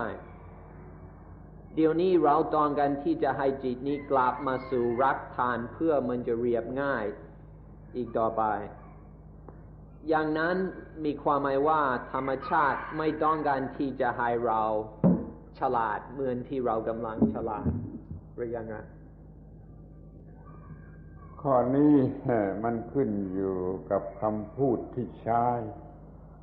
เมื่อเราพูดว่าเรียบง่ายนะมันไม่ได้หมายความว่าโง่ลงหรือต่ำลงหรือเป็นธรรมดาสามัญลงไอ้เรียบง่ายนะมันหมายถึงถูกต้องที่สุดฉลาดที่สุดถูกต้องที่สุด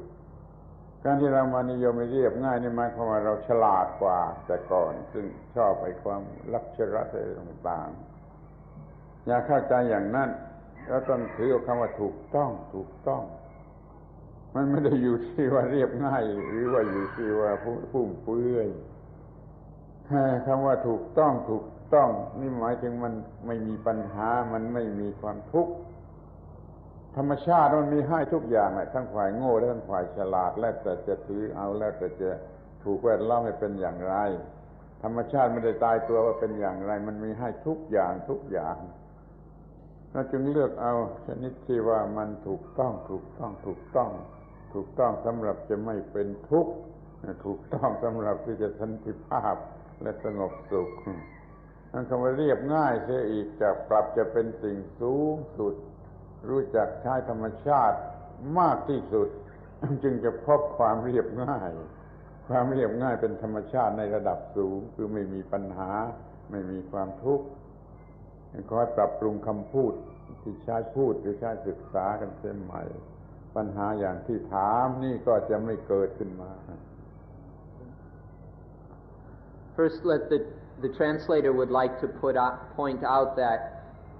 in this question there's a mixture of both what is being taught here and your own interpretation of the teaching. This has been true in many of the questions where there's a mixture of what we're saying and what you're saying. And so this often leads to some confusion. For example, we don't necessarily say this is something about going back to one's roots. And so adding these little things can lead to confusion. It helps to be careful about this, both in formulating your questions as well as trying to understand what's said here. Often because we add to what we hear, we don't really hear what is being said. อันนั้นผมพูดเองเดี๋ยวจะแปลของท่านอาจารย์ When the use of the word simple here does not mean stupid, less intelligent, or anything like that. When we speak of a simple mind, although in English that kind of means someone who's retarded or stupid, in Dhamma language, when we speak of a simple mind,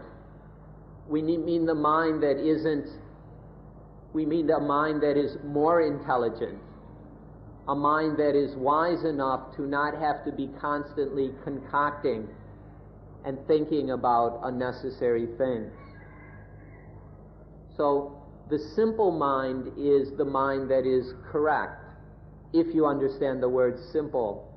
in the Dhamma meaning. It's the kind of mind that is correct. It's the correct kind of intelligence. So we're not talking about lowering our level of intelligence. What we're talking about is correcting our intelligence, letting go of the false intelligence that just creates problems, so that there is a peaceful, simple intelligence. And the fruit of this intelligent simplicity is a mind, is a life in which there are no problems. Our ordinary intelligence makes lots of problems, but true intelligence frees us from all problems. เอากันอย่างนี้ง่ายๆก็แล้วกันว่า ความเรียบง่ายนั่นไม่เป็น positive ไม่เป็น negative แต่มันอยู่เนื้อ positive และเนื้อ negative ดังนั้นมันจึงหมดปัญหาเรียบง่ายนั่นคือสูงสุด To make this more straightforward and direct, more easy, when we speak of simplicity, it is neither positive nor negative. The simple mind is neither positive nor negative. It's above, beyond all positive and negative. It's the mind that is free.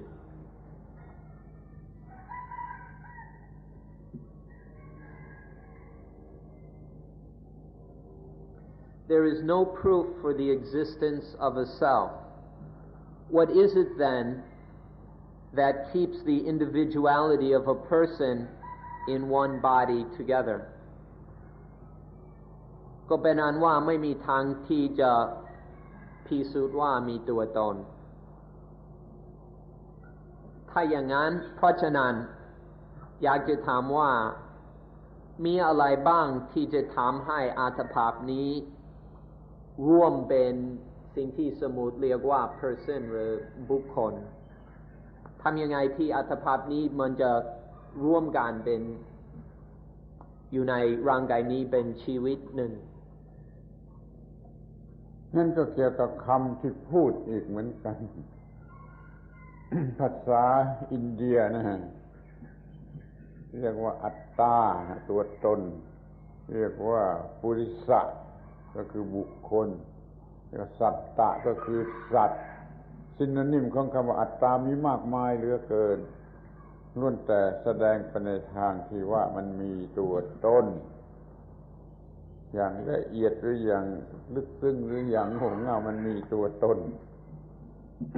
พุทธศาสนาเกิดขึ้นเพื่อจะบอกว่าไอ้ความรู้สึกว่าตัวตนนั่นมันเป็นผลของอวิชชาคือไม่รู้จักสิ่งนั้นตามที่เป็นจริงทางฮินดูหรือทางพุทธศาสนาก็เหมือนกันยอมรับว่าถ้ามันเป็นตัวตนมันต้องไม่มีเกิดไม่มีดับถ้ามันเป็นตัวตนมันต้องไม่มีเกิดไม่มีดับเดี๋ยวนี้มันยังมีเกิดมีดับอยู่แล้วมันจึงเป็นตัวตนไม่ได้เหตุผลอย่างอื่นยังมีอีกเอาแต่เพียงว่าต้องไม่มีเกิดต้องไม่มีดับทั้งสิ่งที่เรารู้จักกันมันมีเกิดมีดับความดีความชั่วความสุขความทุกข์มันมีเกิดและมีดับจึงเรียกว่าไม่ควรจะถือว่าเป็นตัวตนคือจะไม่ได้ไปหลงรักไม่ไป attach ไม่ไปคลิ้งทุไม่เป็นอะไรเหล่านี้แหละเป็นอุบายมากกว่าเป็นอุบายเป็นอาร์ตหรือว่าเป็นอะไรก็จะแล้วแต่จะเรียกที่จะทำให้ไม่เกิดความทุกข์นี่เป็นเทคนิคสูงสุดที่จะทำไม่ให้เกิดความทุกข์ถ้าชอบอาร์ตก็ถือว่าเป็นอาร์ตสูงสุดที่จะทำให้ไม่เกิดความทุกข์คืออย่ามีความรู้สึกยึดมั่นถือมั่นเป็นตัวตนเมื่อมันมีความทุกข์จนตายมันก็พอแล้วไม่มีความทุกข์ไปจนตายมันก็พอแล้ว This question also is mainly a problem of language. The questioner uses terms like individuality and person, which are really just synonyms for the word self. In the Hindu teachings, the word for a person is purisa. And there's another word, sattva, which means being, a being. There are many other synonyms for the Atman, or the Atta, for self, in the Hindu teachings. So, words like individuality, person, self, soul, true self, these are all just synonyms. Now, in Buddhism, it's recognized that these concepts about self arise from ignorance. And that once these concepts of self arise, then they lead to dukkha. Now, in Buddhism, or both Hinduism and Buddhism agree on one point, that if something is truly a self, then it doesn't arise and it doesn't pass away. It isn't born and it doesn't die. Both teachings agree that if something is genuinely a self, it can't have any arising and any passing away. It can't change. And in Buddhism, we don't see anything, all these things in life which we take to be self. If one examines them carefully, we see that they arise and pass away, that their nature is impermanent. And so, you can't find a self in any of these things that we're clinging to as self. Now, this approach is what we call Buddhist art. If one uses this approach of examining the selflessness of all things, then this is the most skillful and direct means for eliminating dukkha, for freeing us from the pain and hurt in our minds. If you're interested, you are most welcome to use this Buddhist art. If you're interested in art, we encourage you to try out this Buddhist art, the way to directly eliminate the problem of dukkha. ง่ายๆที่สุดสำหรับจะสอนลูกเด็กๆเราจะบอกเขาว่าอัตตาไอ้เซลล์มันเป็นเพียง reaction หรือ byproduct ของสิ่งที่เกิดแล้วเป็นไปตามธรรมชาติมันเกิดแล้วเป็นไปตามธรรมชาติก่อนจึงเกิดไอ้ความรู้สึกว่าฉันขึ้นมาเช่นมีการเห็นด้วยตาเห็นแล้วจึงจะรู้สึกว่าฉันเห็นได้ยินเสียงแล้วจึงจะรู้สึกว่าฉันได้ยินเสียงเมื่อมีการเดินนั่นจึงจะพูดว่าฉันเดินนั่งแล้วจึงจะมีความรู้สึกว่าฉันนั่งเมื่อคิดแล้วจึงจะรู้สึกว่าฉันคิดแล้วเมื่อพูดแล้วจึงจะรู้สึกว่าฉันพูดแล้วเมื่อกระทำลงไปแล้วมันจึงจะมีความคิดว่าฉันกระทำแล้วมันเป็นเพียง reaction หรือ byproduct ของการกระทำหรือการที่เป็นไปตามธรรมชาติท่านอย่าไปเร่งกาดอย่าไปยึดมันถือมันว่ามันเป็นอัตตาที่ถาวรที่แท้จริงเลยนี่สอนลูกเด็กๆอย่างนี้ก็ได้ In order to make this understandable to children, you can teach in the following way, that this thing people call self is merely the reaction or byproduct of things which arise and then happen naturally. There are lots of things that arise and then just happen according to their nature. And the byproduct of much of this is this sense of self, the thoughts of self. For example, it isn't until we see that there arises the concept, I see. We have to hear first for there to be the I hear. We have to smell in order to think, I smell. It's only after we taste that there is the I taste. It's only when there is a physical touch that there is the I touch or I am touched. And even to think, we think before there is the thought, I think. We act before there is the sensation of I act. All of this I, all this self-business is merely a reaction or byproduct to natural activities. If we explain it this way, children can understand.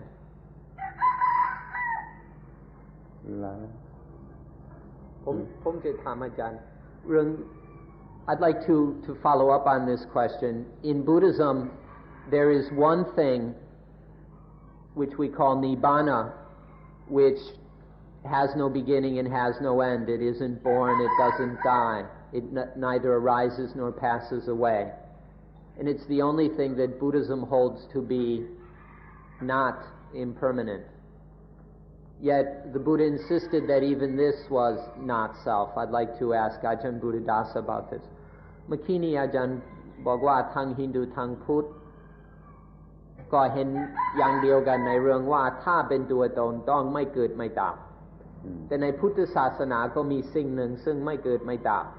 ก็เรียกพระนิพพานอย่างไรพระนิพพานไม่ใช่ตัวตนในพุทธศาสนาก็ไม่มีใครเคยรู้จักพระนิพพานแล้วก็ไม่เคยนิพพานถ้าเขารู้จักง่ายๆเขาก็จะเอานิพพานเป็นตัวตนเหมือนกับที่ว่าเราเดินแล้วเราก็รู้ว่าเราเดินเรากินแล้วก็รู้ว่าเรากินเขาไม่เคยสัมผัสพระนิพพานไม่เคยรู้จักพระนิพพานที่พระนิพพานนั้นมันอยู่เหนือการพูดนะว่าเกิดหรือดับเหนือความหมายของ positive และ negative ต้องเหนือการเกิดเหนือการดับแล้วก็ไม่มีความหมายที่จะพูดว่าเกิดหรือดับก็เรียกว่าจะต้องหุบปากเสียเมื่อจะต้องพูดว่านิพพานคืออะไรถ้าไปเอานิพพานมาเป็นตัวตนอีกก็คือผลของอวิชชาอีกก็มีปัญหาอย่างเดียวกันอีกก็จะเกิดความยึดมั่นถือมั่นยึดมั่นถือมั่นขึ้นมาในสิ่งนั้นยึดมั่นถือมั่นในสิ่งใดก็เป็นทุกข์เพราะสิ่งนั้นนั่นคือว่านิพพานอยู่เหนือคำพูดว่าจะพูดว่าอะไรภาษาบาลีเรียกว่าอัพพยากตาคือพูดไม่ได้ว่าเป็นอะไรอย่างนี้จึงจะเป็นพระนิพพาน Okay, so regarding this question I added of, well, what about nibbana which neither arises nor passes away? Is that then a self? And Panajan replied, for those who have not truly experienced nibbana, then they will take it to be self. Just the way that ordinary people take everything in life to be me and mine, if they think about nibbana, then they'll take it to be self. But nibbana, when there is true, full experience of nibbana, in that there is nothing that arises and nothing that passes away. Nibbana is beyond all birth and death, all making and all destroying. There are none of those things in Nibbana. And so in a full realization of Nibbana, there's just no room for this creation of I thoughts and me concepts. ถ้าถือว่านิพพานเป็นตัวตนก็เกิดอุปาทานอันใหม่ขึ้นมาทันที If one thinks that nibbana is self, then that means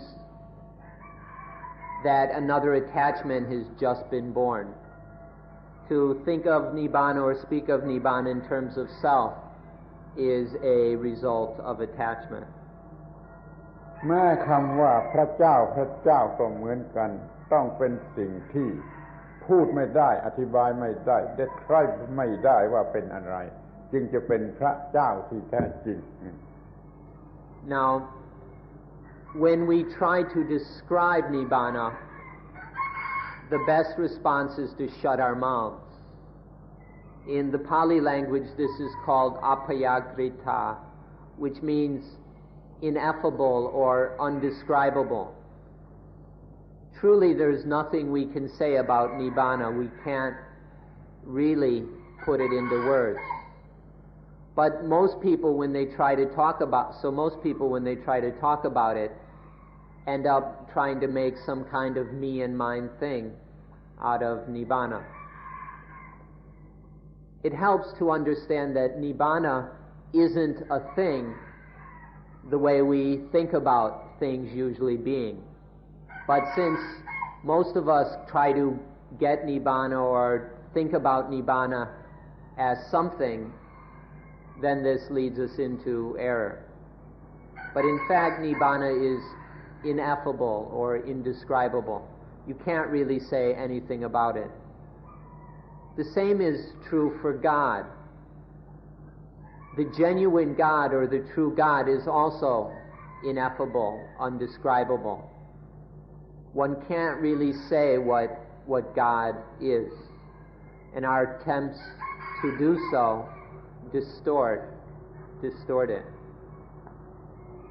Okay. ขอขอบพระคุณเป็นอย่างยิ่งในการที่ท่านทั้งหลายเป็นผู้ฟังที่ดีคือฟังด้วยความอดกลั้นอดทน2 ชั่วโมงแล้วและวันนี้ขอแสดงความยินดีพอใจเป็นพิเศษจากคำถามทั้งหมดนี้ที่ถามนี้แสดงว่าถามในเรื่องที่ควรจะถามนี่ที่เป็นหัวใจของไอ้ธรรมะของศาสนาคือเรื่องอัตตาเรื่องอนัตตาคำถามทั้งหมดเป็นเรื่องอัตตาเป็นเรื่องอนัตตาปัญหาเกี่ยวกับอัตตาอนัตตาเป็นปัญหาที่ควรถามแต่นี่ถามปัญหานี่กันทั้งหมดขอแสดงความยินดีความพอใจที่เราได้ประชุมกันอย่างนี้จะได้เป็นสิ่งที่ก้าวหน้าไปโดยง่ายไปสู่ความหมดปัญหาเมื่อไรก็ถึงที่สุดเนี่ยเมื่อนั้นถึงที่สุดแห่งปัญหาถึงที่สุดแห่งความทุกข์ขอแสดงความขอบคุณความพอใจความยินดีที่เราได้ถามตอบปัญหากันอย่างนี้ก็ขอปิดประชุมSo our time's up. It's past 7 o'clock and you've been sitting listening very attentively for 2 hours. So we'd like to thank you for your attention and for your effort. And today we'd especially like to thank you for the excellent questions. The questions today primarily centered on the essence of Dhamma. People weren't fooling around with irrelevant matters, but trying to understand the essence of Dhamma, that is anatta, not self. And so we congratulate you and thank you for this, and hope that your efforts to understand anatta will continue until you run out of questions. When you don't have any more questions, that means you don't have any more problems, and that's what we're hoping for all of you. And so we'll close today's talk. So we have some cool jasmine flowers for everyone. They're from the Ganikara tree, which comes from India. สัญลักษณ์ของธรรมะในภาษาคน This is a symbol of Dhamma in the people language. Okay. And is there anyone from New Zealand here whose name is Andrea Howie? I may pronounce it a little wrong, but either Andrea or Andera Howie from New Zealand. If there's anyone here by that name, please come and see me at the end of the talk. We didn't get to a number of questions, so I'll return them to Sister Dhammadina and maybe... เหลือเยอะไหม Yet. แต่ส่วนมากไม่ดีเท่าผมเลือก So I'll give them to her, and some of them she might be able to respond to in the next couple days.